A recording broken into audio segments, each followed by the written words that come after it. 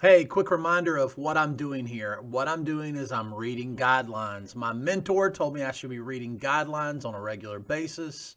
And so I went out, looked to find some audio guidelines. In other words, I wanted to find somebody that was talking about guidelines, reading guidelines, so that I could listen to them as I was working on other things, as I was, repairing walls and floors in a rental property. I love to listen while I work.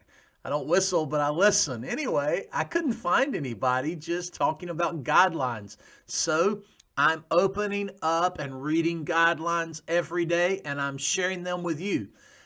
So here we are talking about what is required for variable income. There'll be a link inside the notes, and you can find this yourself and read it if you need to. You can refer back to it, but this is just kind of putting this information in our brain, so I'm just reading. What is required for variable income?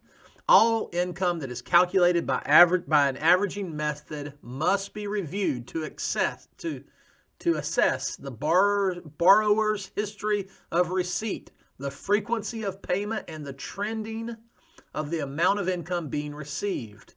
Examples of income of this type include income from hourly workers with fluctuating hours, or income that includes commissions, bonuses, or overtime.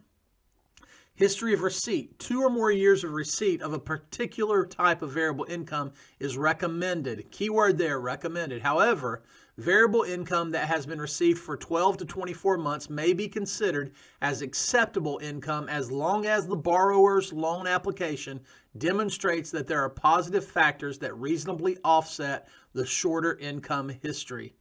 Frequency of payment. The lender must determine the frequency of the payment, weekly, biweekly, monthly, quarterly, or annually, to arrive at an accurate calculation of the monthly income to be used in the trending analysis. See below, here are some examples.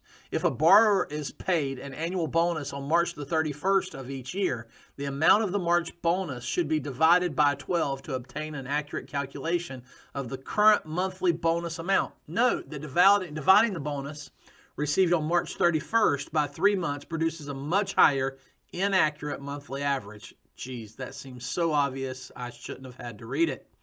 If a borrower is paid overtime on a biweekly basis, the most recent pay stub must be analyzed to determine that both the current overtime earnings for the period and the year-to-date overtime earnings are consistent, and if not, why. Excuse me.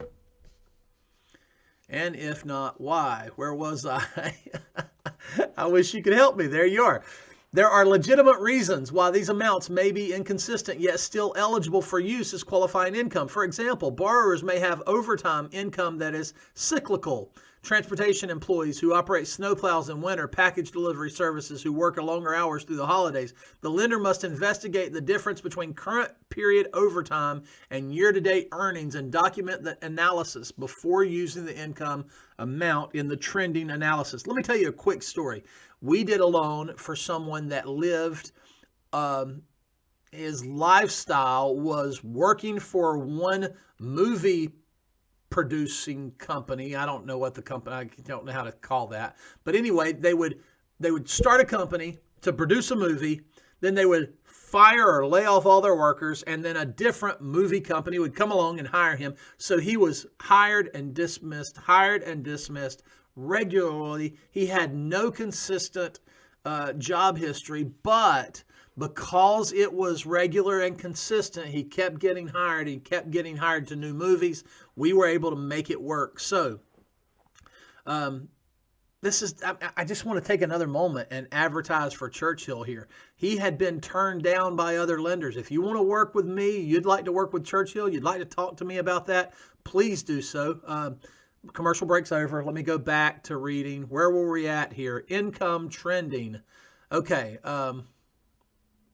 The lender must investigate the difference between current period overtime and year-to-date earnings and document an analysis before using the income amount in the trending analysis. Income trending. After the monthly year-to-date income amount is calculated, it must be compared to prior year's earnings using the borrower's W-2s or signed income tax returns. Okay, let me read that again so I can comprehend it. This isn't just for you, it's for me too.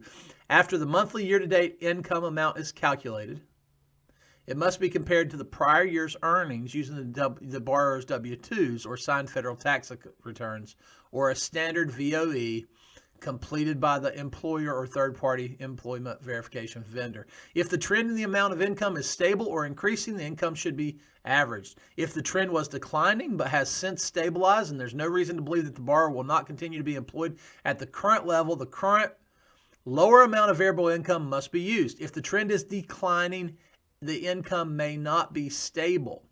Additional analysis must be conducted to determine if any variable income should be used, but in no instance may it be averaged over the period when the decline occurred. In other words, the declination occurred. In other words, if you got, I don't know, throw some number out there like 400 hours of overtime last year and or 2 years ago, and last year you got 300 hours of overtime, and this year you're on track to get 20 hours of overtime, we may have an issue with a income that's declining out. But these are all underwriter questions, but we're going to get through this. This is worth, in a scenario like that would be worth looking, talking about, doing some math, trying to figure it out. Hopefully that's helpful. Again, I'm Josh, Churchill Mortgage. Glad to be working with Churchill, and I would be glad to be working with you. If you're looking for a great role, give me a call. talktojosh.net.